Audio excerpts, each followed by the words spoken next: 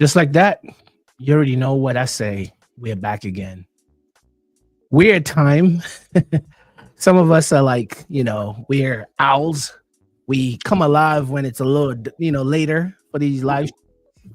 This one was a little bit early as curated, but you know, hey, we live when we live. So you have another midweek. We when was our last episode? Was it Sunday? So we're giving them not midweek, sorry, end of the week There you go. episode leading up to what we will be talking about fights happening tomorrow. But anyways, let me introduce my co-host LT Kam Gee.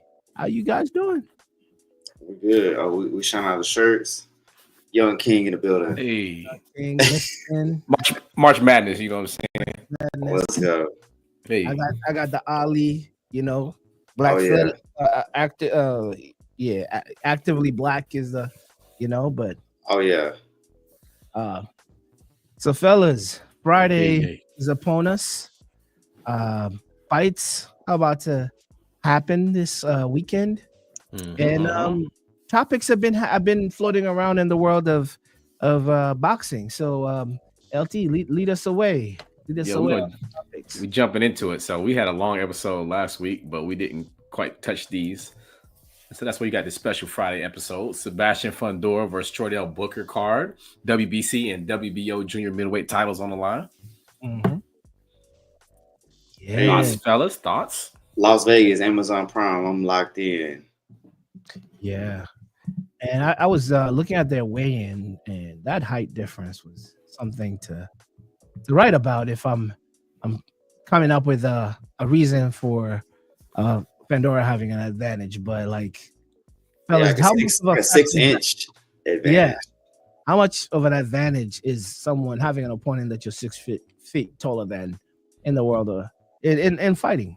Well, it's supposed to be an advantage because the taller fighter is supposed to work the jab and keep his opponent at bay. But even with Fundora being the anomaly that he is, as far as stature is concerned, it applies also to his style because in the same vein, he doesn't always utilize his range. Mhm. He wants to be Wants to inside and he wants to Right. get dirty. So Yeah. Right. That picture at the weigh-in is crazy. But like LT was saying, the Fundora wants to mix it up on the inside. So he does always put on an entertaining event. So you can best believe that we would be there. Oh my goodness. You see, Look, man. Hey, he got the Griffies on. Right. yeah, he does have the Yeah. Griffies on. Cortez is the classic. Yeah. The classic. the gangster Nikes. Yeah, you know what I'm saying? I wasn't gonna say it, but nah, that's hey, Fundora always puts on an entertaining event for us to check out. So I'm excited, man. We like I said, we missed to talk about this one, so it kind of snuck back up on us. Yeah. Man, y'all see this dude with his glasses on, like looking like Clark Kent? Yeah, it's crazy, right? Yeah. How many fights does he have to have before he can get LASIK? He's doing it for the aesthetic, bro. Oh man. He's doing it for the vibe of the specs. And He's one of you guys a guy talked that has about a preference. one of you guys talked about his fighting style. How much of a disadvantage? I mean, yes, he could be more rangier. He could use his jab a lot better. But he fights the way he fights, right? How much of an issue? Because he loves the hook. Is the elbow follow up being that tall? Has that been an issue before? Let's talk about his last fight with Tim Tszyu and just being a taller fighter, headbutting, Man. elbow follow up while you punch. How can that be a problem? For both Oh, him definitely. and- That would be a concern if I'm coaching in his camp or in Booker's camp the whole time because of he wants to fight on the inside, and then that height difference, you just really naturally fall at that in range of an elbow inadvertently. I don't think Fundora's a dirty fighter, but he's 6'5". I'm almost 6'6". Yep. So it's just something you got to watch out for being in the 154 weight division. So If I'm his it's something to opponent, look out for. if I'm his opponent, I'm trying to dig at the body. I particularly want to get at his hip pointer, that belt line area. Mhm. I mean, he's just so frail. I think if you hit him in the hip, I think he'll collapse. You know what? That guy Is likes that to. has anybody? I don't know if we've seen anybody implement that strategy. So I mean, you got to try. You got to. I mean, it's right there. He's gonna Oh, be in man. your face. Yeah. He surprises me because he has this, him and his sister have this fun loving, chill personality, but they fight nasty. Like, Yeah. a lot of his fights, there's blood, there's all sorts of stuff. He does really stand in that Mexican style, per se. Mm-hmm. He's hard to, I mean, I've seen him get knocked down. I've seen him, go through his trials and tribulations. But him as he isn't he like what's the word? Not an enigma. What's the word here? Like something different from what you would expect. An anomaly. Anomaly. Yeah, there you go. Worth noting, so this fight is taking place on Amazon Prime, and I've been on the mini farewell tour for PBC, but it looks like PBC is making a resurgence. They're finding a new home with Amazon Prime. Ever since the fold of Showtime Boxing, Showtime is in like the Paramount family and this, that, and the third. But looks like we may see a resurgence of a number of these PBC fighters in their roster. So that's and Amazon, a solid platform, looking to expand into new territory. So, I mean, fully supported. Keep the PBC alive. very nice. Amazon is a beast of a corporation. I mean, you see what they're doing. They've done to e-commerce, what they're doing in entertainment. They're putting out movies and all sorts of stuff. They're like Disney, man. When they come and set up shop, they're big boys. So if they come into the fight sport, you already know what's going to happen and how that's going to look like with them. They're already doing the NFL, right? So the live sports, why not? hey, that's a good conglomerate to team up with if you PBC. Going back to Fundora, did you see his fight before Tim Tszyu? His fight with, I think, Mendoza. When he got knocked out. Oh yes, it was very somber mood in that fight. Yeah, like they just was not expecting that result. Mix up. So like he likes to mix. He like even with smaller fight, he likes to mix. So that fight did show me, and I'm not saying Mendoza was small. Mendoza is 5'10", but he was getting in those close, exchanges and he could get got. And one of you guys mentioned that he's not using his range to his full advantage, but I would. If I'm 6 inches, I'm not mixing with you. I'm just tagging you from a distance. If I want to mix it with you, I know I'm gonna have to find a healthy range area where I know I could to my advantage. But hey, that would be a great fight. Booker versus Fundora. Guys, we it's Friday, so we have to make some predictions on this. Ooh. Well, I'll jump out in the street. I'm taking Fundora. Do you want to make a real prediction round and how it's gonna happen, or if it goes to the judges? Man, well, let's give a quick background on Booker. Cordell Booker right now is getting a second chance at life. Is he coming off a hiatus here? I don't think necessarily a hiatus, but he's been around for a while. He's 33 years old.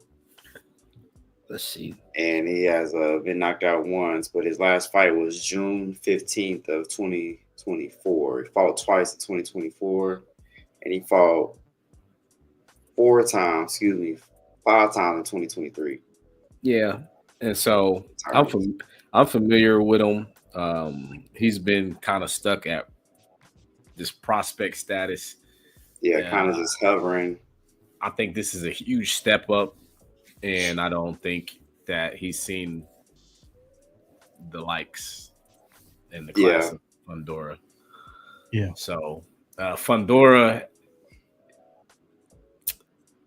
made an experienced Erickson Lubin look bad. You know, I remember the tweets going out. They were saying that, you know, Lubin just ran into a created character off of a video game in that fight. And so I don't see, I just see Booker being outclassed in this one. So to make a realistic prediction, Booker got a year layoff. I'll say 8th round stoppage. Fundora, 8 rounds. I give. Yeah, actually, I can envision a late stoppage in this fight as well. One thing being considered, our man Booker has had a few 10-round fights, several 4-round fights, and some 8 rounds sprinkled in there as well. Whereas Fundora's been fighting 10 and 12-round fights for his last several fights. So just a step up in competition, a literal step up in height as far as that goes. When you're 33, you got that grown man strength, that ego, that pride in the ring. So I do feel like he will put back some resistance. But later in the rounds, as he gets to those deep waters where he's not comfortable being, I can expect a championship round stoppage. So it'd be an 11-12 round situation. I think I've not watched Booker fight. I'll be honest. But the gravity of this fight, you know, these are 2 belts on the line. I think even if I was a brawler, even if I had that grown man strength and I knew I could take him out, I want to fight smart. Yes, it's also kind of like a double-edged sword. You're fighting smart with a champion, and leaving it to the judges is kind of risky because we know how what happens there. We've seen it many and many times where you want to go in there and have like an IQ fight, but that's what you have to do. If you're gonna go reckless when 2 belts on the line, I don't know if you want to do that. I have to see the type of fighter Booker is, and if he wants to die on that sword. But I would anticipate Booker to take this to 12 rounds, but be smart.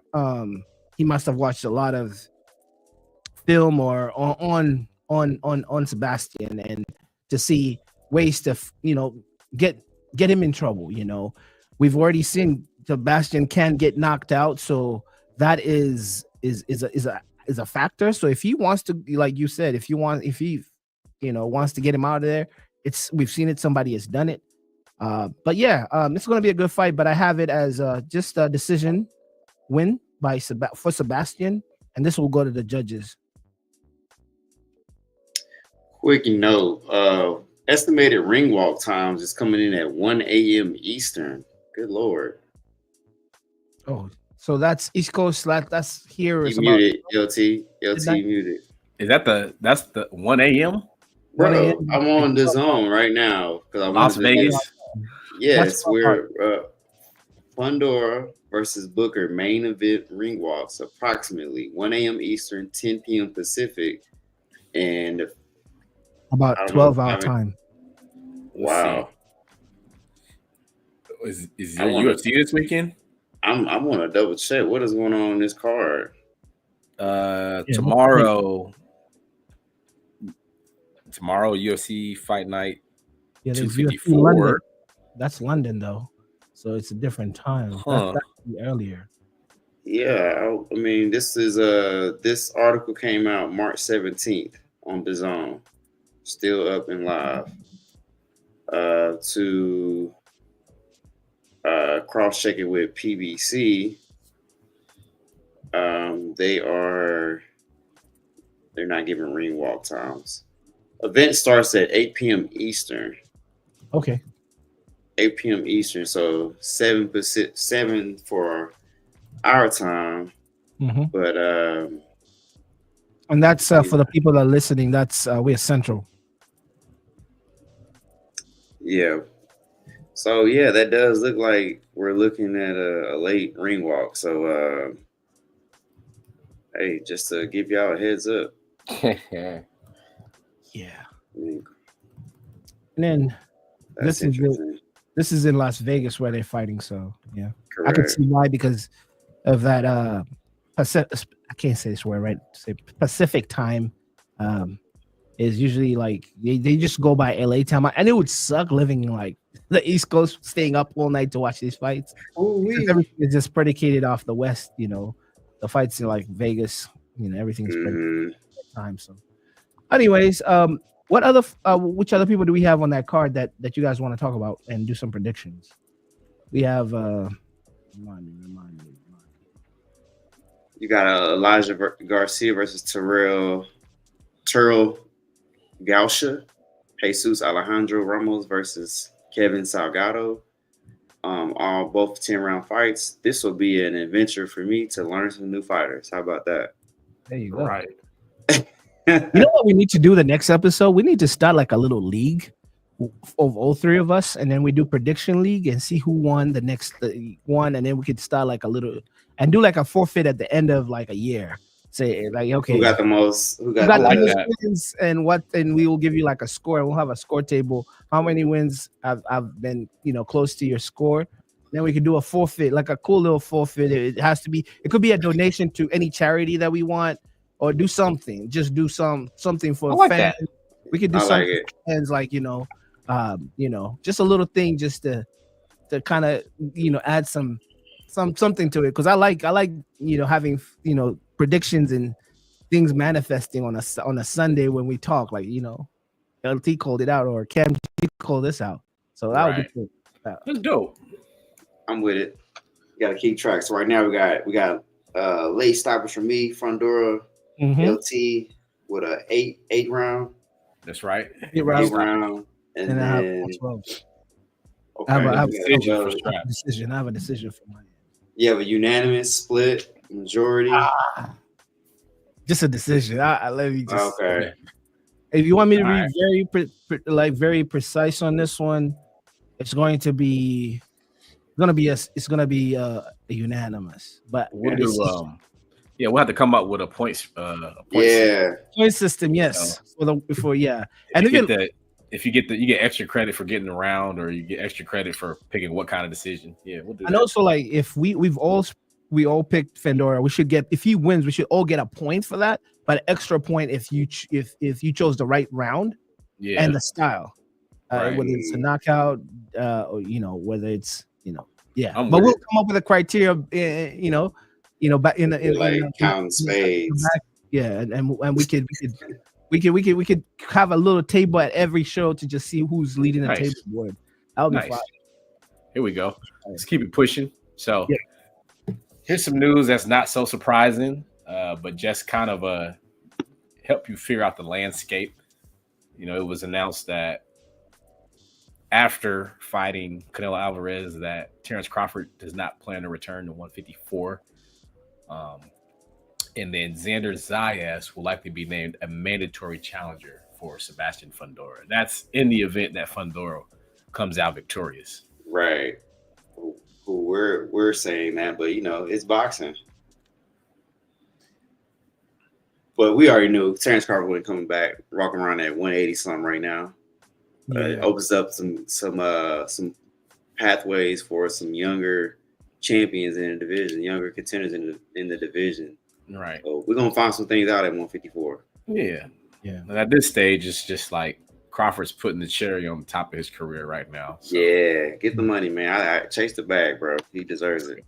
for sure. While we're still at that 154, right? How hard is it? And for me, it's kind of, I can't really fathom, because I've been 200 pounds a lot of my 200 pounds and up a lot of my adult life. How hard is it for a 185 guy or 190 guy to go down to 150? How hard is it? Is it hard? Because for 200 pound, it's easy for me to, not easy, but if with proper arrangement, I could drop from like 230 to 200, not a big issue. And I wouldn't look malnourished. I wouldn't look bad. But how bad is it? Well, what I will say that Crawford has a wrestling pedigree, at least roots, you know. Mhm. So he's familiar with weight cuts, drastic weight cuts in that sense. He also fights at a gym or trains at a gym where they do multiple fighting styles. So for somebody like Crawford, who has Snack on their side, interesting. 8 knockouts in a row, but hey, it won't be as difficult. I'm just waiting for the day that the story comes out. Breaking news. So it's supplements. Supplements.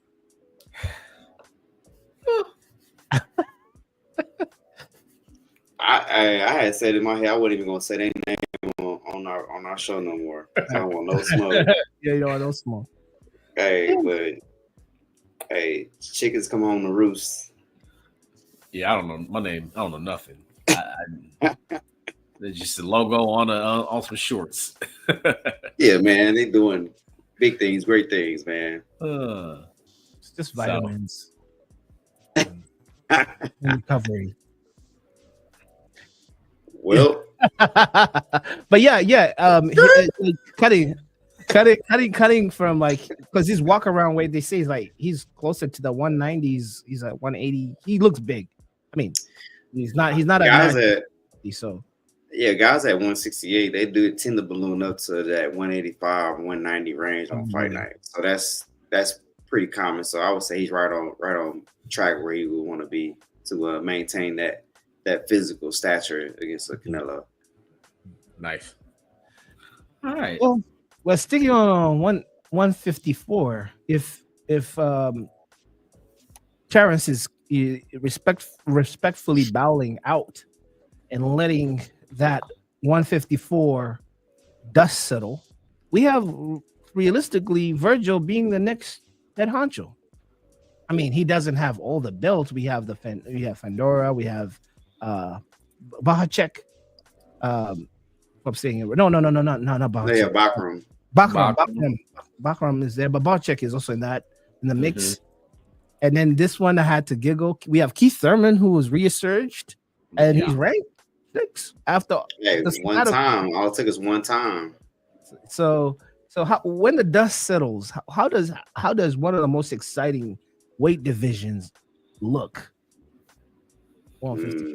There's hope for the future because you still have Boots Ennis hanging around 47, but he's barely hanging around 47.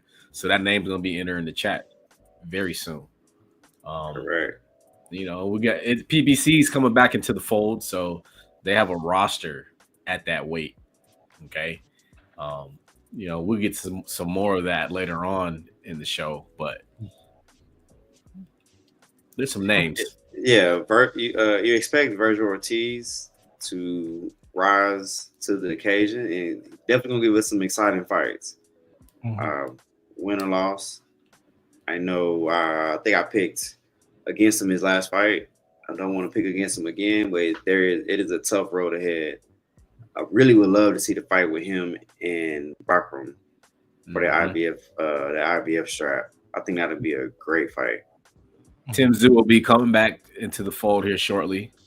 So about to get this dub real quick back home. Shout out to Australia. Yep. But the division's nice. It's in a good spot. It's in a good space. A lot of great fighters in that division. So it's always been an exciting division from day one. So I just now it's gonna get even more interesting. The belts are kind of with people that not highly as ranked in that division as like let's say Ortiz or Zayas. These guys are highly ranked, but they don't even have the belt. So it's a very interesting division. Yeah, they got the names. How good the fighters are. Mm-hmm. Yeah. All right. What else do we have on the docket? Yeah. Speaking of Australia. Oh yeah. We're going down under for this one. Oh yeah. Kambosos Jr. versus Jake Wyllie in a 12-round junior welterweight fight. That's 140. And this is a title bout. I don't think this one is. I'm like, what is a 12 round? I wasn't expecting to see the 12 round on here. So it must be a title eliminator. Let's look at that. Yeah, so you got Kambosos, Jake Wyllie, 12 round. Right now, according to box rec, it's not a title eliminator. Interesting. His last 6 fights have been 12 round fights though. So no stranger to that. Yeah. But not a title fight. So any explanation for the 12 round thing other than it? So I did pull this. All right. I pulled this from ESPN, and then also they had the wrong weight class listed as well. So it may be a double typo. Let's fact check here real quick. Yeah. Just as you fact check, George Kambosos Jr. had some of the best time in his career. That late 2021, that defeat that he put on Teofimo was like a highlight, knocking him down several times, maybe 2 times, I remember.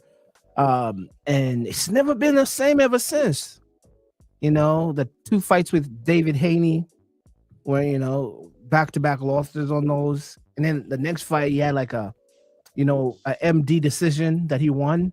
And then the next fight he lost. So with Lomachenko. So he peaked in 2021 and he peaked in remarkable fashion. The way he beat Teofimo was masterful, and I don't think Teofimo, on the contrary, hasn't been the same ever since that loss, because it was a competitive fight though.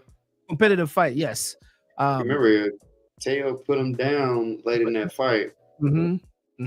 So it's one of those things that I like what Kambosos is all about. I like his fight style. I like that he's going to give you everything. He's that Greek Australian he doesn't care, man. He gives you a little bit so he could get you into crazy situations or mix up. Would I say is he a smart fighter? I wouldn't. I mean, he is a good fighter, but the guy mixes up too much. He mixes up too much. He's gonna put on the show. I think he does what he has to do. Exactly. With the tool, he doing the best of what he got, and then people come out in Australia to come see him. So his last 3 fights, he sold a total of 75,000 tickets. That has brought in $32 million at the gate. Right. But apparently, though, for this fight right here, though, he's not really selling that great for a 20,000 seat venue. So this will be something for us to check out as this fight. This will be a Saturday morning. Right. And you have to also put it in context. Saturday morning. Right now, the hot topic over there is Tim Tszyu. That's their guy. And also the last outing that he had was in Australia, and he brought the monster Lomachenko out there. He lost TKO, but his style was just not meant for a very good-footed Lomachenko. They're gonna catch you, and Lomachenko doesn't necessarily catch people. That's not his forte. Lomachenko is gonna knock you out. No, he's not. That's not Lomachenko. Lomachenko is just a high, cerebral, amazing athlete, like good feet. And he just looked like he didn't belong. And I hate saying that. He didn't look like Lomachenko was levels. And Haney was also, I hate to say this. The first Haney Kambosos fight, boy, I thought Haney was Hall of Fame. Like, remember what Haney looked really good. He had some good snacks for that fight because he was looking like very good. Really, really good. And physically looked amazing. So the few places that I'm finding it it's being confirmed as a 12 rounder. I don't know why. Right. Everything I seen as well has been 12 rounds, but nothing let me know is like eliminator or for some type of vacant belt. Gotcha. So Now they doing it for funsies out there. his opponent does have what's he got? All of his victories have come by knockout except for his one defeat. So We about to find out because that's not George Kambosos' mo. Being a knockout artist, 21 victories, 10 coming by way of knockout. Yeah. So you don't at professional level, you don't get 16 knockouts without possessing some type of pop behind your punch. I also stand corrected because he did lose that one fight by knockout. That was early in his career, though. Yeah, and a lot of time when you see that in a guy's career, they learn from something, or it was one of those instances like, hey, you fall asleep, you will get put to sleep. Right. So he's been on the tear, and his last fight was a no contest because of a clash of heads. So, and that was just in February. Yeah, luckily for Mr. Wyllie, it wasn't him that got the cut, but. So I wonder what else is going into this. Is this a last minute replacement? Because he just fought 226 Kambosos. Wonder if this was originally scheduled for somebody else. Could be. If that fight was in Australia, then there's the commission, which it was in Australia. The commission could have different regulations as far as taking fights, because if you go February 26th to March 22nd, we're under 30 days. Most commissions aren't going for that. But it was a three round fight, ended in a no contest. So maybe there's a gray area there. But that's a good catch, though. I wonder if I can confirm that somewhere else. Yeah, but in the past, he's had two month gaps in 2024. Had a fight in September, fighting in November. Yeah. Then he fought back-to-back months in 2024, March and April. So yeah, I have it here. I just pulled up his Instagram and 226. Yeah, interesting. He's not even ranked number one in Australia in his weight division. According to you got a Mr. Kambosos in front of him. They have him in the world rankings in his super light. They have him at 42. Yeah, he's going down after the showings that he's had ever since the Teofimo was. His stock is going down. They even have the main higher than him. Jake made a post on March 4th that he wouldn't be back into the ring until April 6th. So I'm going down this 5 days ago. Former national title holder steps in on 5 days notice following the withdrawal of Daoud Yordan. Here we go. Inspector LT with the info. LT with the T. Yeah. Okay. Last minute replacement. So it makes a lot of sense. Last minute replacement. Yeah. This could be a dangerous fight for Mr. Kambosos. Right. I mean, he needs something to like kind of breathe a new life into his career, because it looks like the last outings were just not good enough. So. Hey, Hey, I got an early prediction. Mr. Wyllie takes it on 5 days notice and handles his business. Oh, what do you have it as? What type of victory are you giving Wyllie? Oh man, I can't see him getting knocked out, but I can see it just being a tough, grueling fight. You get a knockout artist, 12-round unanimous decision type victory. We're just a little past his time for George Kambosos. I'll tell you this. He was talking this talk at the press conference, and I believed everything he said. And he was like, I know you guys are looking at his knockout ratio. He said, but I've been in the ring with the likes of Vasily Lomachenko and Devin Haney twice. and beat Teofimo Lopez. And so, considering all that, I gotta go with Kambosos. I got to. Yeah, what style? And Kambosos also says that his resume is better than Tank Davis. So come on now. Well, to his credit, he's taking the fights against fighters that have called out Tank Davis. You got Lomachenko, Devin Haney, Teofimo. If Tank Davis has, we just veering right so we can run over Tank Davis real quick. But if Tank has those fights, we look at his career totally different, win or loss. Let's skirt right back, come back on track. So I think you guys are kind of trying to fish me into this conversation. I'm not going to even entertain it, man. But your prediction, LT, you have him going the distance and winning, or you see a stoppage? I'm gonna say technical. Let's go technical knockout round 9. Okay. In specific, I like it. I predict a random 118, 110 scorecard. Wyllie, okay. This is the perfect scenario for that type of card. Right. Jeez. I'll go with Kambosos winning by decision, all 12 rounds, and it'll be a unanimous decision. I like so the reason I say that is just because the step up, the quick turnaround. You got to consider all the factors that we just decided here.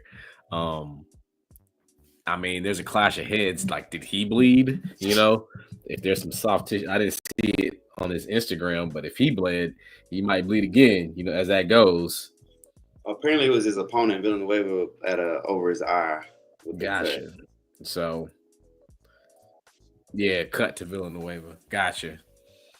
So, well, he escapes that one, but yeah, I see TKO. I see him getting overwhelmed and just outclassed in the later rounds, and I just see the referee stepping in because he can't return fire. Yeah, it's worth being noted that there are some title fights on the undercard, particularly between on the women's side. So Sky Nicholson, versus Tiara Brown. Hey, face-off was intense. Yeah. So 10 rounds for the WC featherweight, and then apparently this one is a rematch: Shanika Johnson versus Nina Hughes. 10 rounds for the WA bantamweight title. Was that Tiara Brown? Does she look like oh boy's sister, Danny DeBoers, Caroline DeBoers? They kind of do. I was like, is that Caroline? I'm like, no, that's not her. That's Tiara. And she has a fight coming up as well, so they're both training and putting out videos as well. So yeah, it was intense. That face-off was intense. Also, another fun fact for Strap. I don't know if you had a chance to look at this, but your guy Tara Moana is on this card. Man, I'm trying to get up and watch this card, man. It's a 3 a.m. Central Time for the main card. The Kambosos Wyllie main event ring walk is supposedly starting around 7:05 a.m.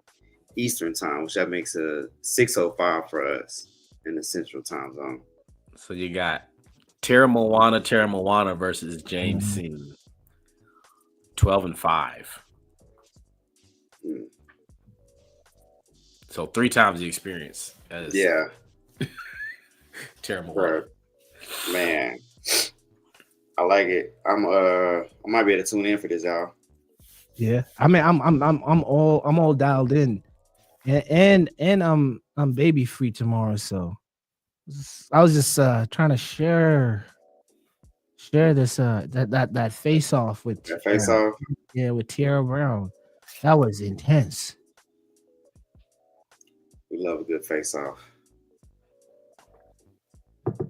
Looks in shape. Now she don't look like the boys. I was tripping. They look alike. Yeah, I believe you don't look alike, man.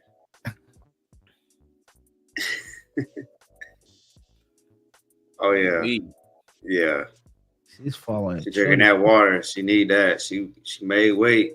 Guys I'm like, all yo, muscle though. You skinny, mate. I'm all muscle. Sky was like, yo, chill out. Yeah, that was intense. Yeah. Them sharp punches hurt though. Yeah, for real. Them bony elbows and yeah. Hey, I like the energy from both fighters right here. One of them's like, hey, all right, but let me see. Smiling. The other one got the. She said, oh, talk, talk, talk. She said, chirp, chirp, birdie. Ooh, yeah. I like it. Yeah. Yes. Yeah, that's what it's all about, man. That's yeah. I love it. What they want. Like, you know, so we globe trotting right now. Let's globe basically. Let's globe trot because I just threw this one in there too. Hey. Ooh. Wham bam. Thank you, Mel. There you go. The names, it's some classic names on this that I just couldn't resist it. We don't have to spend too much time here, but if you're looking down at the bottom and you see them names, these are household names. If you follow UFC, these are nostalgic names. And, you know, Kevin Holland is the gift that keeps on giving. Like, he's just, that boy, crash dummy. You know, Leon Edwards. Heavy. Jan Blachowicz. Come on, y'all. And these are names like that's the carrot on the stick. And Dana's just putting them out there to take these L's. But as long as they're fighting and taking these checks and getting paid, hey, you know. Yeah. This will be a Saturday night, or this is a London event, right? Saturday afternoon. Evening. Afternoon. Oh wow! So you can start in the morning with Kambosos, afternoon head over to London for the UFC, and in the evening finish up in Vegas. You're talking about a 24-hour span right here. Yeah, you see what I'm saying? Because that's wild. Because you got to be up early. You're gonna be up at midnight for Fundora and up at 5 a.m. for Kambosos. It's March Madness, baby. Yeah, March Madness. With that little sprinkle in there. March Madness. Yeah. Sit down. You just go sit down in Caesar's Palace. And you just... Yeah. Well, living the life doing that is just all day. Exactly. Bro, looking at this and the history of Leon Edwards and what he's done in the UFC, that famous kick to Usman, that ended his winning streak is ridiculous. And you just said people like Jan Blachowicz, legend. And then you talk about Kevin Holland. This guy is the most active. I think he fought since there's a stat that is going out there. Maybe fact check me. He's fought 30 times ever since COVID hit, like 2020, or something like that. But he's been the guy who Dana White calls up, like, "Yo, we need you to fight." Man, that's Johnny, man. Johnny just show up to work. Yeah, like he'll go out there and fight. 2 weeks, a week. Somebody didn't make weight, do this in shape. He's gonna be a legend too. I mean, yes, he does get losses here and there, but my guy Kevin Holland stays active, which is something to respect. Sure. And this is the perfect segue. I'm glad that I came up on this. And we talk about a lot. We talk a lot about how the UFC fighters are compensated. And but people like Kevin Holland, I know Dana got to be throwing a little something underneath the table, like, hey, you got another deal somewhere, right? They need to be like contract incentives, like, yo, you fight this many times, you get this bonus. Yeah, man, because he ran that man to the ground. I kind of exaggerated it, but this is it. He's fought 20 fights ever since Like that's ridiculous activity. And That's this was a lot. that's a lot. That's 4 or 5 fights a year. Yeah, 4 or 5, and that's UFC because UFC they rest a little bit more because man the trauma that's it's insane. Yeah, he's got I that got look. he's from Texas too. I think Houston. The Houston. Kevin Holland, aka the Mercenary. And he's hilarious, bro. There's a famous story of him saving somebody's life and beating the brakes off a guy who pulled a gun on him.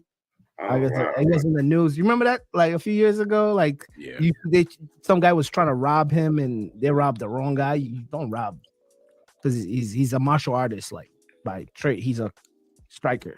He's not like he's not a wrestler. He grew up doing martial arts. Yeah. So imagine that somebody's coming at you aggressively with a pew pew, and the whole thing of karate is using their force against them. Yeah, they beat the wrist. Like I'll break the wrist, bro. Get a move on you in a street fight like water. Yeah, break the wrist. Yeah, it's in the news. He beat the brakes out of that guy with the gun. I'm like, dude, you're a UFC fighter. You should not be fighting people with guns. He took his own hand and beat him with his own hand. Right. That's what I do. That's what I do to my nephew. My nephew run up to me and punch me like, "Are you gonna punch me? All right, now you gonna punch you." When you train like that, you hit with that grown man strength. Well, that's why you have to tell these YNs. You be like, yo, if you see somebody with cauliflower ears, approach them, give them distance. Don't come near contact trying to, put whatever they call it, a blicky next to their body, like, yo, give it up. Nah. You better shoot at range. Yeah, right. You see the cauliflower ear, you see a dude that, like I tell people, if you ever see a dude double jab, don't fight him. He knows something. Somebody does a double jab, just in air, just double jab and a cross, they know something. Because average people don't know what that means. If you see somebody double jabbing, evict the fight immediately. Just say, hey, I could buy you a beer. Let's go. What? I thought you was somebody else. Yeah, you know. Right. You know what? You look like him, but hey, I'm a regular civilian, man. I had one of those liquor carriage, and I thought I would just, but I think I chose the wrong one. Like you just have to just say my apologies. And if it's my girl who calls that show, I'm like, yo, she's wrong for that. We'll correct that. We'll correct that. She needs to. Yeah. See how diplomacy right there. You're right. Cauliflower ear and a double jab. Don't get into fights with those people. And people with beat up shoes. No.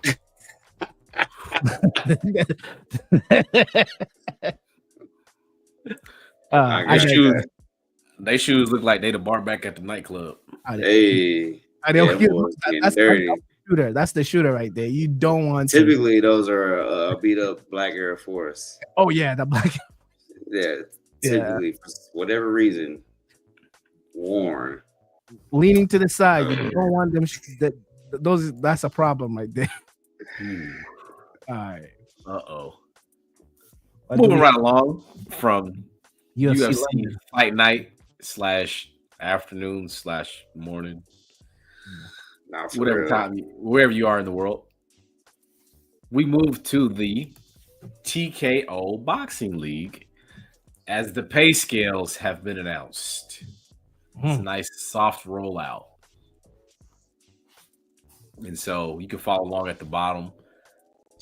Catch me coming back around. We're going to have 50K. Let's start down. 20K for a 10-round bout for unranked fighter. 50K when ranked 5 through 10 by the company. 125K when ranked 3 and 4 by the company. $375,000 when challenging for the company championship.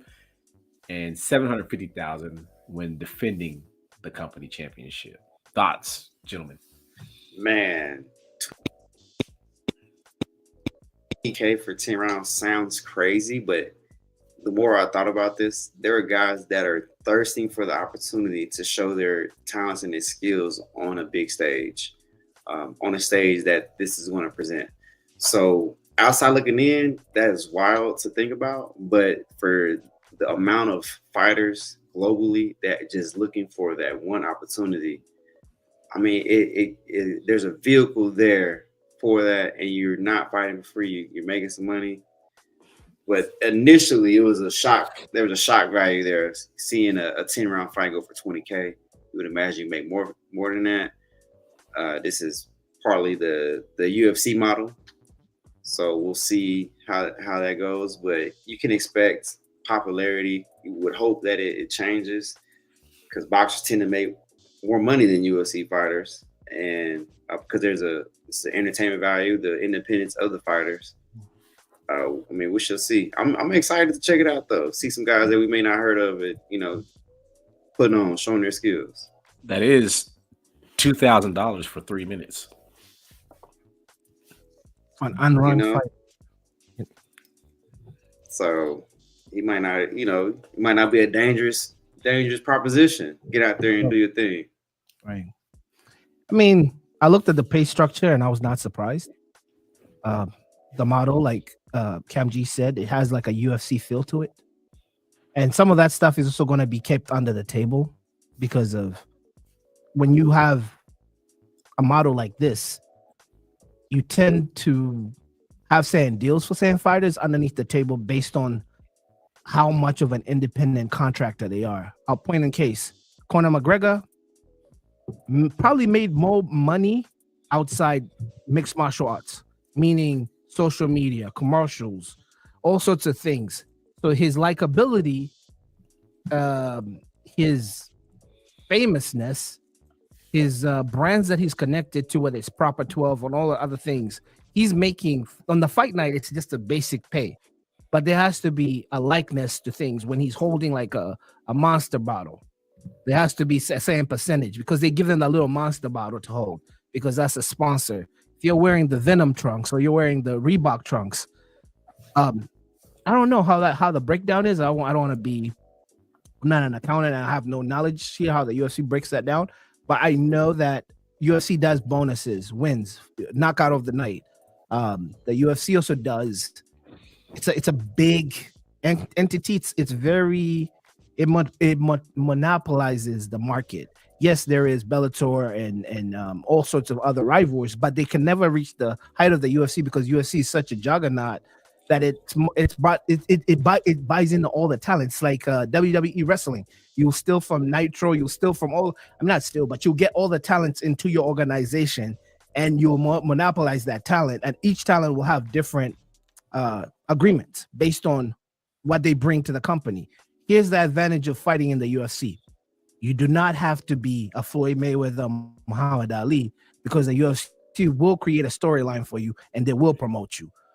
Francis Ngannou's point in case, maybe not the best talker, but we knew the Predator or whatever. They hyped you up. They did everything in-house for you. Your job was to get in there and perform and give the fans what they want. Not necessarily be a Conor McGregor who went above and beyond and became a mouthpiece, became a character. Same thing as Israel Adesanya. Yes, he's a character, but we've seen the best fighter in the UFC not be a character in John Bones, but he's everywhere, because UFC is in business with Disney, and Disney is they're gonna plaster you everywhere. You're gonna be in every wall, in every store. You're gonna be everywhere because of ESPN, which is a Disney entity. So that's the advantage of the UFC. It's a machine. It will promote you bigger than any other machine will ever promote you. And you will get all eyes on you. But money-wise, like someone said in our group chat, you have to have your own, what's the word here? You have to have your own social media following that is very strong. You have to come in with something in order to change that pay structure. If you're not, then you're just going to be a worker like any normal guy who works at a corporate, corporate. Like you have to go through that ladder from the 20K to the 750K when you're defending the belt. You just have to go through that ladder. It's like WWE. You walk in as Booker T, then you become intercontinental champion, become tag team, then you go for the heavyweight. It's all scripted. That's what the UFC is, and I think it's the same. I think it's the same model, but hey, I'm not an expert at this.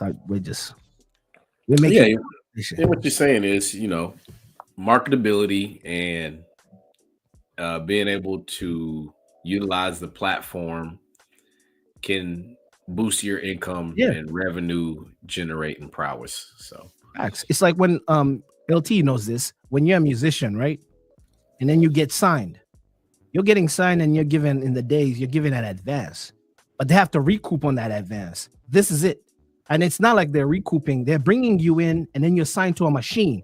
They're going to promote you, but they want their, but if you come in with your audience, like how the Texas rappers were doing from Houston, there's a different level of negotiating. Like if let's say Tank decides to come in, he's not getting that 750.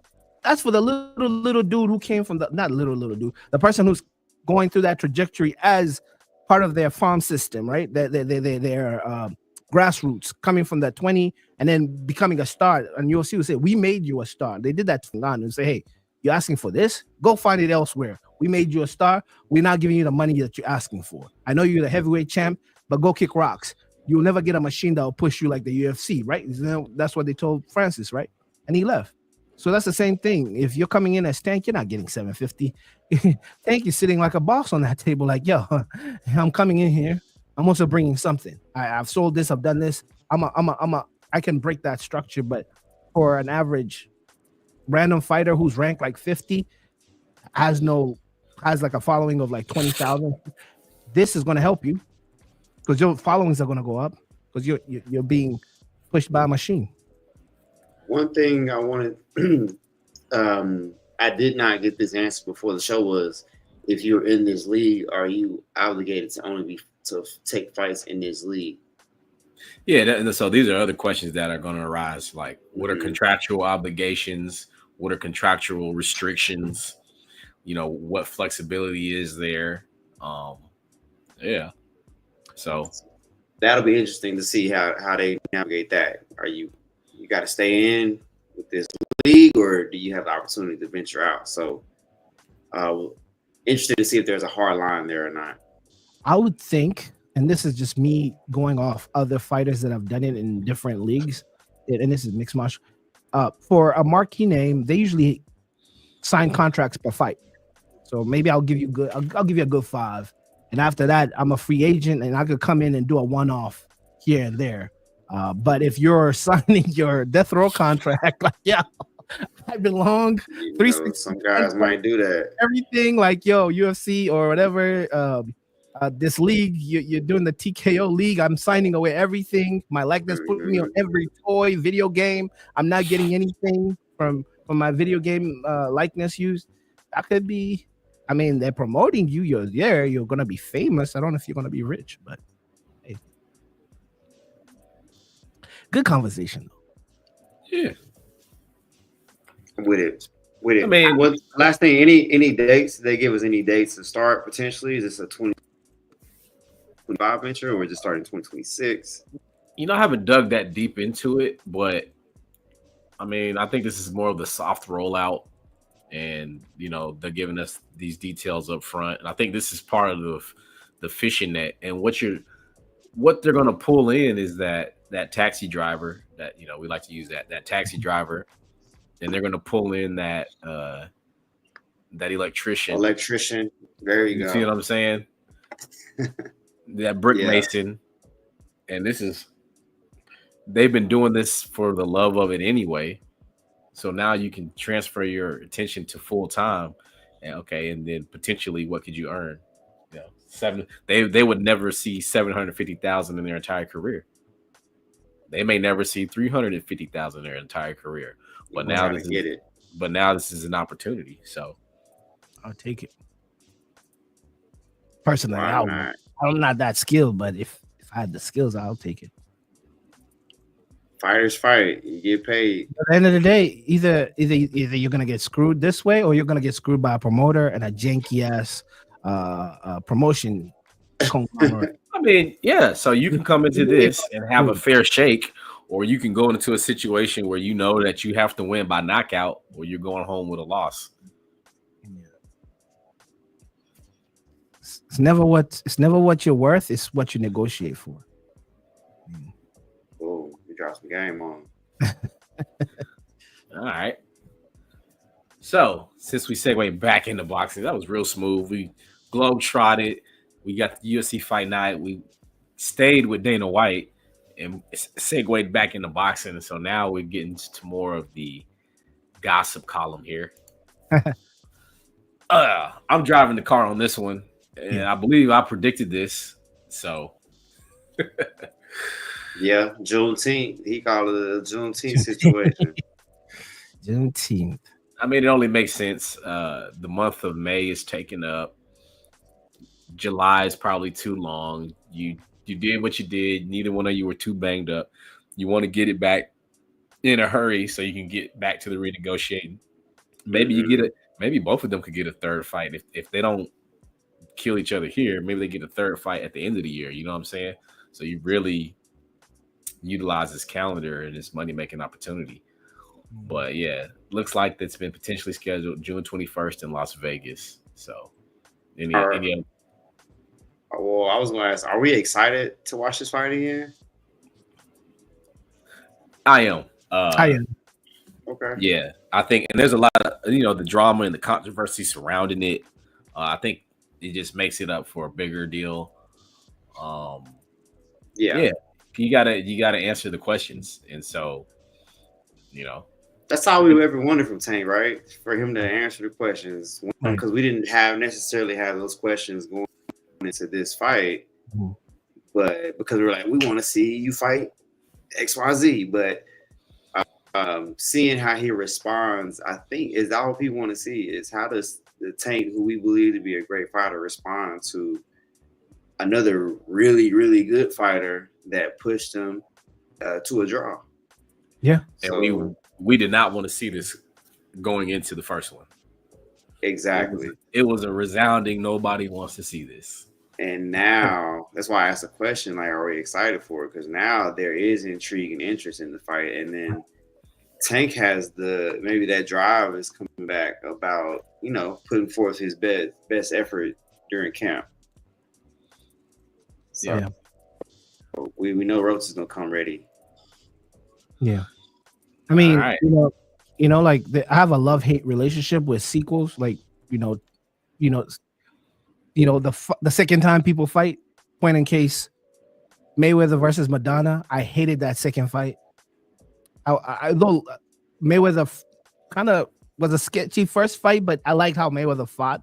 Second fight, the second fight with Anthony Joshua and Andy Ruiz. I hated that fight, the one that had in Saudi Arabia, because there's so much caution.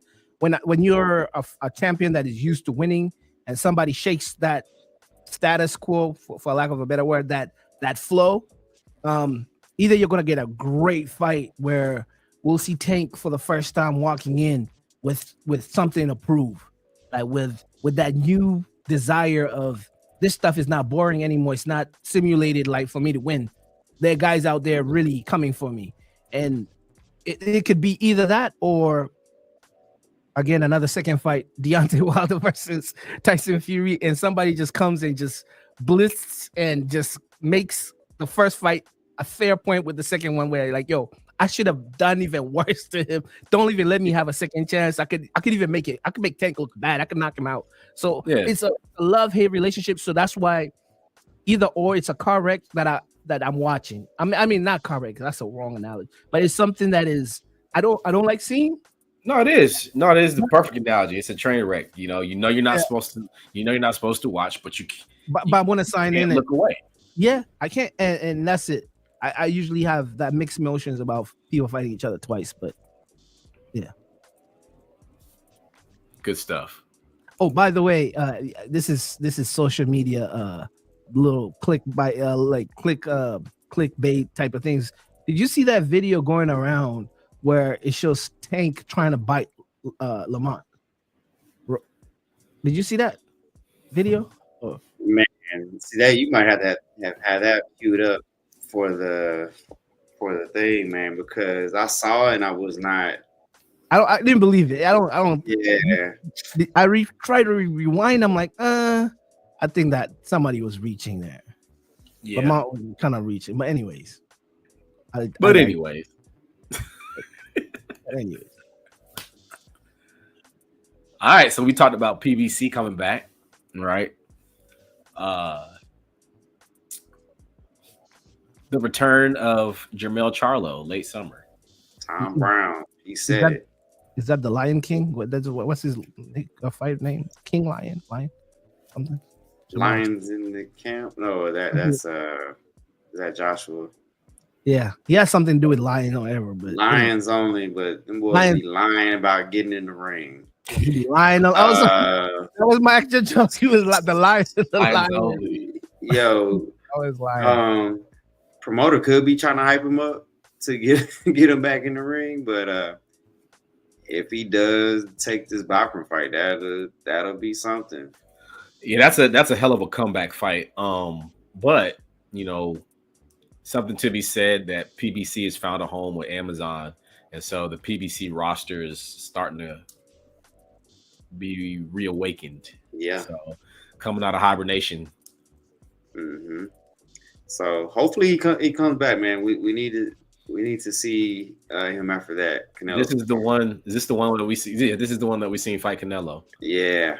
Mm-hmm. So, I mean, listen, he showed us that he could survive in the cage with a lion. So that was one of if that was surviving. I mean, yeah, you're right. I was. Let me pull back. Ironically enough, we came off a Tank taking a knee, going to Jermell Charlo, who took a knee in the Canelo fight. So, yes, I think that showing of a Canelo fight is worse than what's his name, Balenga. Balenga at least got into a few mix-ups with Canelo, and it wasn't like although Balenga did celebrate being in the ring with Canelo, but Charlo, you could see that he was like, "Yo, when is that 12 round hitting? When is that last he never should have been in there. It should have been his older brother. Horrible. It was horrible. He was the wrong twin, but they got the payday. The undefeated twin too. So was the other brother? Was it him who was defeated or no? He lost to Tony Harrison. We had this conversation about records and greatness, though. It was it was supposed to be the brother, like the bigger twin. Mm-hmm. Bigger twin was also kind of like somewhere fighting demons. Like he's trying to figure it out. Right. Yeah. So he stepped up and took the payday. He did, and like. Such fights like that kind of destroy your legacy, even if they're your biggest payday. Like it was a catch weight, I believe they fought, right? Was it a catch weight? I mean, destroy. Like, I mean, are you talking about in the manner that the fight took place? I mean, you can look back and say his one loss is Canelo Alvarez, the greatest boxer of the generation. He lost to the Detroit guy. Harrison. So did that not destroy his legacy? No, because he came back and got it in blood with a TKO. And right. But the Canelo fight, but he lost the Harrison fight was kind of tight, the first one. And with the Canelo fight, it was more of a cash grab. You fooled us. It is one of those things that yeah, and I'm not saying it's destroying, but like his momentum just sometimes when you reach the zenith, you fight the best fighter. I mean, and he's not no Belenga. Let me take that up because he's fought people. But when you fight someone, like what's there to shoot for after that? Who's like the top guy, right? And even the Bills, top guy. You shoot for the Bills. I'll give you a point in case. Caleb Plant fighting Canelo is different. That was an amazing showing. Different, same result, amazing showing. Who else has done great against Canelo? Even Amir Khan. Though he got that knockout still lives rent free in my head, but he did a great job with Canelo. Canelo took him out, and it's the business of boxing because Caleb Plant does deserve a rematch, but will we get it? Who knows? Because we've already seen it. Probably not. Yeah, and as of right now, that was 4 years ago when we saw Caleb Plant and Canelo in the ring with each other. Benavidez will never see Canelo. Yeah, we stopped talking about it. Because what is there to say? That's the business of boxing, right? Actually, now, what I will say, let me say this real quick, because I think people will forget that fight. If he comes back out of this hiatus and performs well at 54 again and reclaims title status, Canelo was just an intermission in his career. Yeah, I would say even Julio Chavez Jr. No. I'll stop on that. No. Oh, never mind. Moving right along, PBC fighters coming out of hiatus. It is, again, we're in the rumor mill here. Earl Spence eyeing return in October. Clever headline there. So these are the mumblings. These are the mumblings. We may have somebody on the show may have an opportunity to confirm. So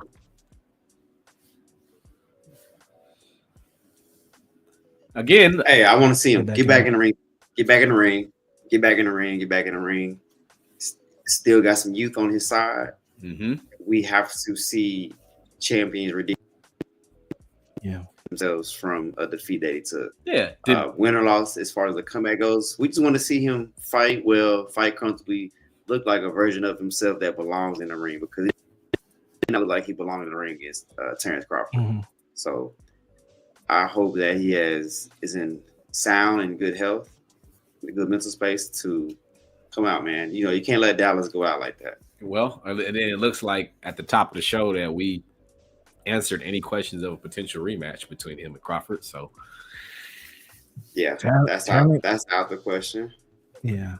And we don't want to see it. I don't want to see that. I don't want to see that. We have to see some version of him that just did not manifest in the previous fights. Yeah. The truth, Spence. The truth. So another name to throw in there at 154, since Strap wants to stay there. Yeah. Put him in that mix. But there's some young killers though in that division. There's some young killers in that division. Tread lightly. Hey, listen. So, okay, now let's talk about it, because these are all the people that were at 47. Okay, potentially. Okay, we might get the Keith Thurman fight. After all. Mm-hmm.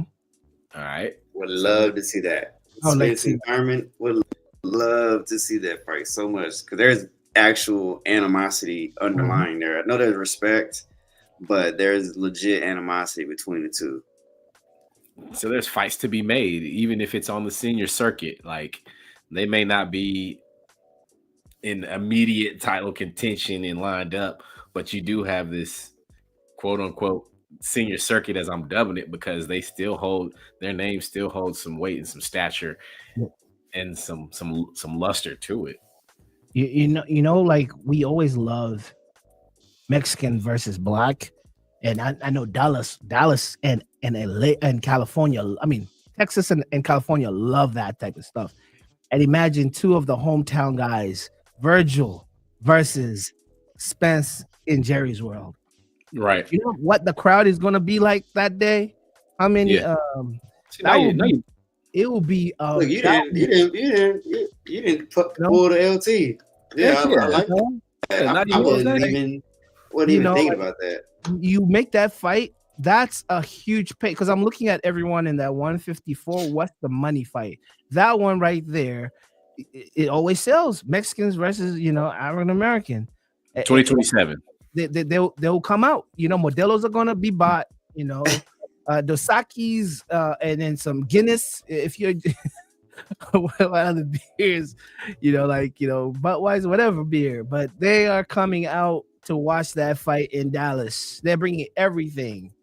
Everyone is going to be out there with, in the party, bro. In Jerry's World, what? Big fight. I like how you're thinking. The Jerry's World is one of the worst venues to watch a boxing match ever. Oh my god, it is. I went to Spence versus Mikey Garcia. Yeah, and didn't have seat, but man, it was a tough experience. It's not a very Because intimate of the stadium. massiveness of that stadium. Yeah, it's not intimate enough. Yeah, it's a spectacle for sure. And it should be the energy was electric though. I will say that. It should do it like WWE. I'm using so many wrestling references, but like how they do WrestleMania, where the dome is open in the day and you have some natural light lead ups to that fight, and put some crazy Texas fighters in that. Oh, that car will be sweet, bro. Because you can only do it in that type of stadium that is so state of the art. A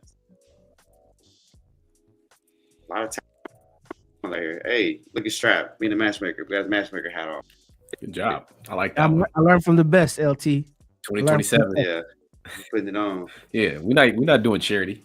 Right. No charity matches here. Yeah. All right. So here's one. This is not gossip. Not gossip. The full card for Cinco de Mayo weekend has been released. This is the tune-up Canelo versus Skull, or the unification bout for undisputed status. The precursor. So we got Bruno Sorache versus Jaime Munguia rematch. This was the upset of 2024. One match too many. One match too many for Jaime Munguia. Has he fought in 2025? I don't believe so. All right. So wise man taking 5 months off, letting that body heal. Hopefully he spent some time in the dark wearing sunglasses and off his cell phone and away from bright lights. Hey, he's got something to prove, and he's not at home this time. So, yeah, we'll see if he comes back from that. I'm actually really interested in this Bakole versus a Jogba fight. Right. That is a very interesting matchup. Bakole coming off of that short notice knockout against a hungry Jogba. Right. I mean, you got an interesting matchup going on right there. So, what type of training is that? He's rolling. Is that that's like with the wrestlers? That's wrestling. Yeah. Mm-hmm. Showing his agility as a larger man. I mean, I'm pretty sure he's celebrating the check he got from Turkey from the last fight. Oh man. You ever see someone so unfazed by getting knocked out? Like, it was him. Bro, he's out here doing. And I've noticed Big Baby be liking all his picks. And that's I'm talking about Henderson, not Miller. He's out here getting in shape. Yeah, you're like, that's how you beat me? Swivel hips, rolling and everything. Yeah, you'd be like, dang, I gotta start rolling around the ground now, I guess. He already looks lighter than he did against. Yeah, he definitely. Yep. Yeah. I was just thinking that. He might be in a situation where he might not allow himself to get to that state again, just because of if he just even in a little bit of shape. I mean, he probably gives Joseph Parker a really tough fight. Stay ready so you don't have to get ready. Type shit. Jogba is one of those people that is very unpredictable in his fights. There's some fights where I see him fighting really, really good, and he gets people out of here just like that. He has a Deontay Wilder unpredictability about him. But Coley is a mammoth. He's just a force, and we'll talk about predictions on this when we leave. Yeah, get a little closer. Get a little closer. That's Badu Jackson, big name on there too. Been around for a while. Yep. Coming off a two-year layoff. Yeah. Skilled fighter though. Skilled, very good skill. So a lot of things going on in this card, and we have plenty of time to talk about. Most notably, what I noticed was not what was on the card, but what was not on the card. Shout out to Alvo. Mm-hmm. Oh, he's talking about Wyllie? What, Wyllie? Seems Seemed like maybe a little typo there. I have no idea. Not But have been Wyllie. Wyllie, who's gonna be fighting? Who's gonna be fighting Kambosos? That's the Australia thing. shout out to Alvo though. Engage with us, we engage back. Yep. Watching Watching from from Australia. Wyllie. Yep. Wyllie. Ozzy. Which part of Australia are you from? Is he telling us that we have a typo? That his name's Hailey and not Wyllie? Oh, Possibly. he's like, oh, y'all are wrong. Us Westerners. Big Hailey. Right. We're gonna wake up. Queensland. Watching from Queensland. Very nice. Very nice. Thank you for stopping by. Yeah. Appreciate you, brother. Hit that subscribe so you can check in with us. We do this very often, weekly, if not bi-weekly. Yeah. So, like I was saying, on that card, I was noticing more of what was not on the card. Neither of these gentlemen, Caleb Plant or Diego Pacheco, were on that card. So there was a lot of speculation that this would be, a number one contender bout for Canelo Alvarez. I mean, to me, that's obvious. Like, it doesn't mean anything, right? Like, number one contender doesn't mean anything. Interim champion doesn't mean anything, as David Benavidez was that for 3 years running at 168. And now finally is number one contender at 175, where the fight has been ordered to be made by, I believe, April 8th or 18th, something like that. And they still try to give him William Skull. They still wanted Benavidez to negotiate with Skull, maybe pay him some step-aside money. I don't know. And Benavidez is like, no, I want Bivol, and I want him now. Right. So, make the fight happen. Make it happen. Yep.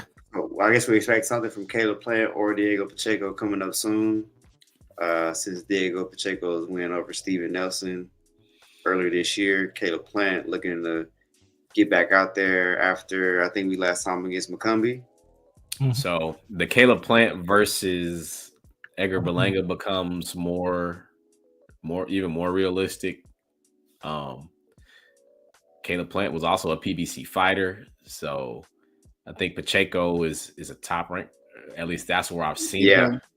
I believe so. Out in California, or under Golden Boy. Pacheco's under Golden Boy. What a Golden Boy. If I'm not So mistaken. Pacheco's under, but he's also a part of the Benavidez camp. So a lot of interesting things surrounding this. A lot of interesting things, and they will not be fighting on the Canelo card. So, unfortunately. I've been thinking. Go ahead. Sorry, and this is just me backtracking here a little bit. Like fights like those where you see notable people missing from a card, right? Going back to the UFC, Michael Venom Page was not in the London UFC. That was kind of weird because you notice he's like one of those guys that you put on a card like that. But that was just a random notice that MVP was not included on the London card. I thought because he's from out there. So man, yeah, good point. So another major announcement here. Alicia Baumgartner signing with Jake Paul and MVP. Hey, did y'all like the rollout of this? I thought it was very superstar-esque. Yeah, man. We exchanged tweets or text messages in the group chat, and yeah, this is trolling at the most elite levels. Yeah, because it felt like a lot of digs at the GWOAT, Clarissa Shields. Yeah. I loved it. I love Paul putting on women's fighters. Got a potential all female fight card coming up. it's just by pure irony that Jake Paul of all people is the beacon of female boxing as far as promotion. You got Serrano, and now you have Baumgartner on your promotion team. So, hey, get these ladies paid, man. These are quality fighters.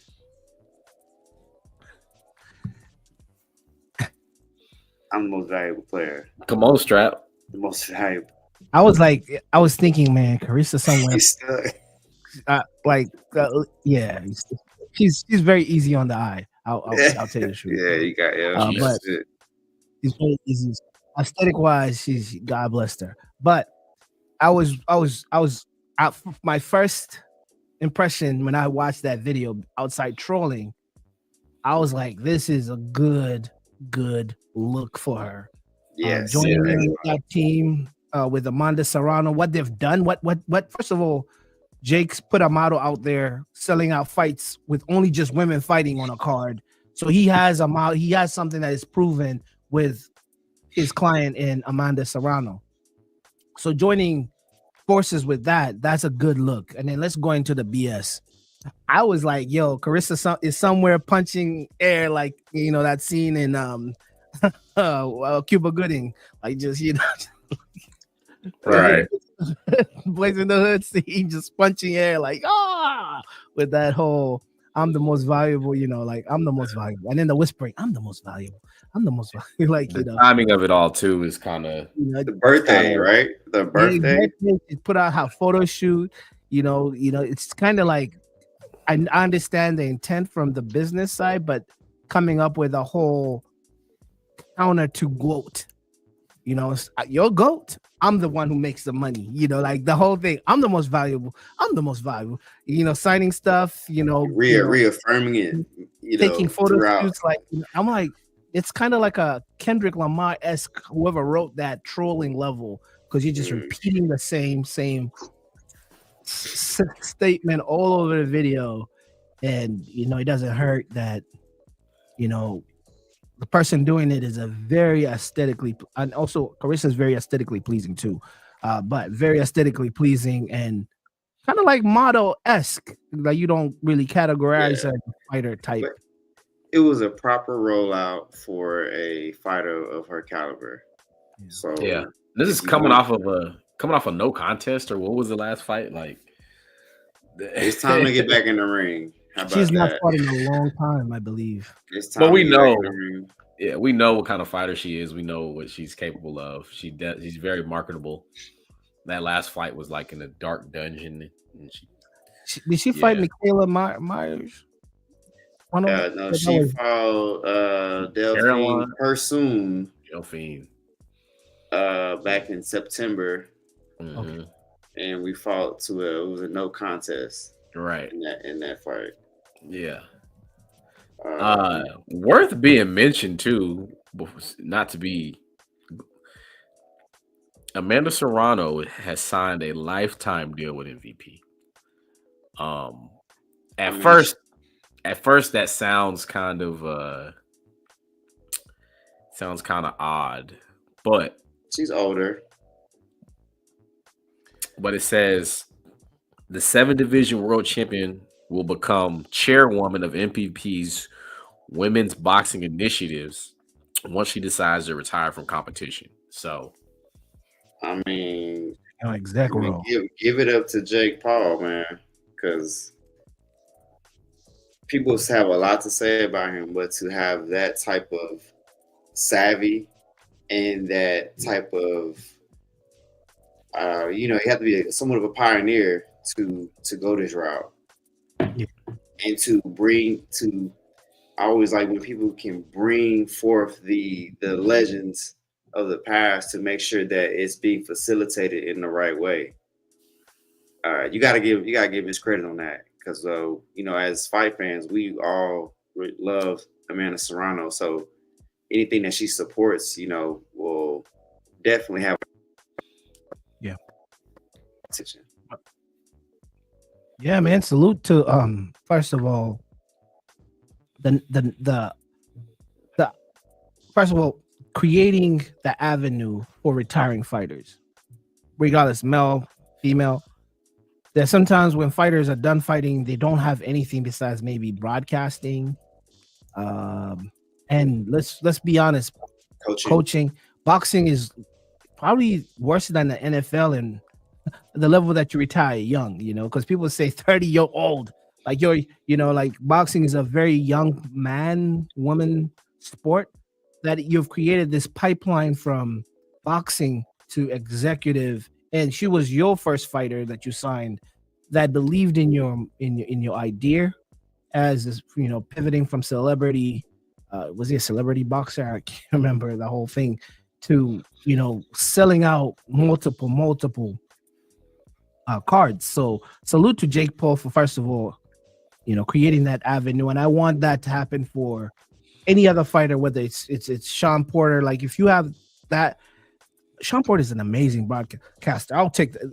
I don't like his suits, but when he speaks boxing, and that's one thing we were going to talk about, boxer commentary from ex-fighters. But Sean Porter, he knows, he calls it like, yo, watch how he's setting him up. Watch this, watch that. And then he brings back, remember when he fought that?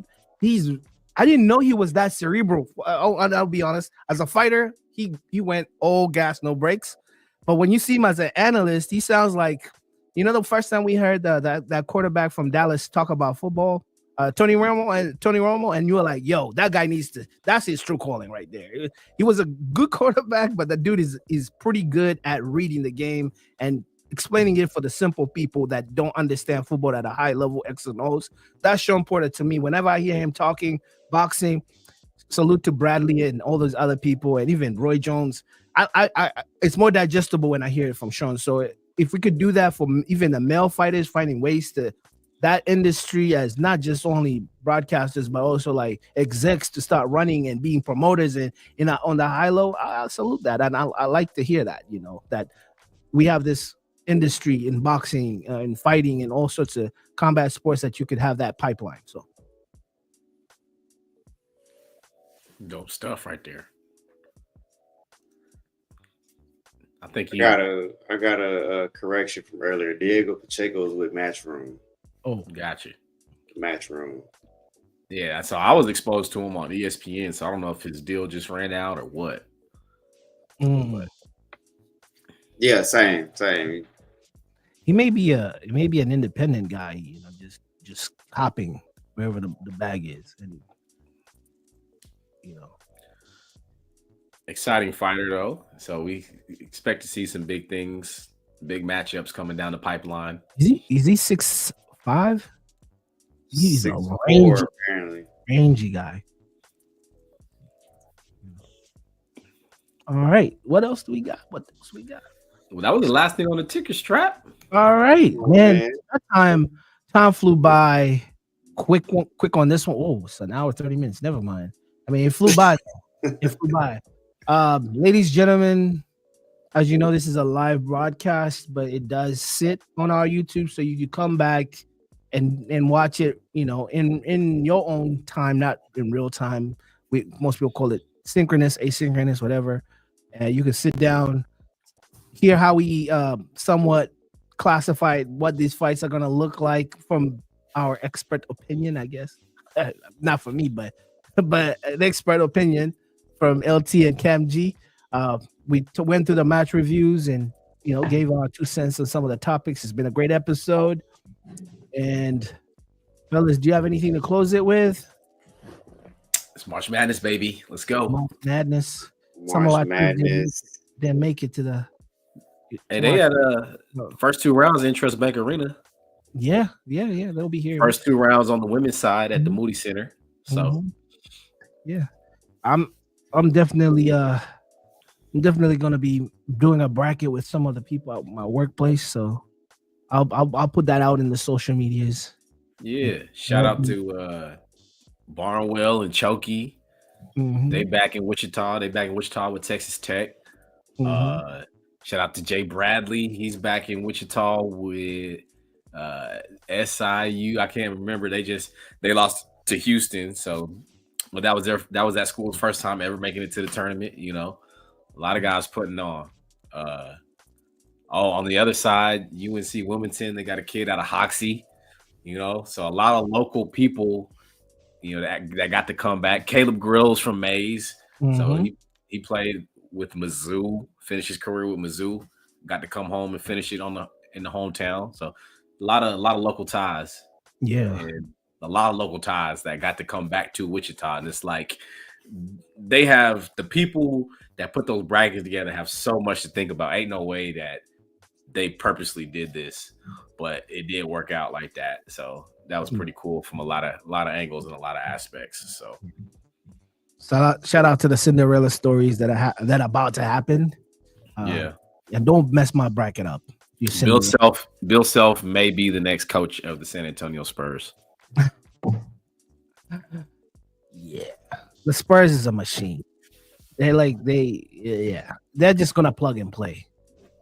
Yeah, but anyways, fellas, it's been another great episode of Who's Fighting, episode 49. One more to a milestone 50, half a century of commentary, professional, unprofessional opinions when it comes to combat sports.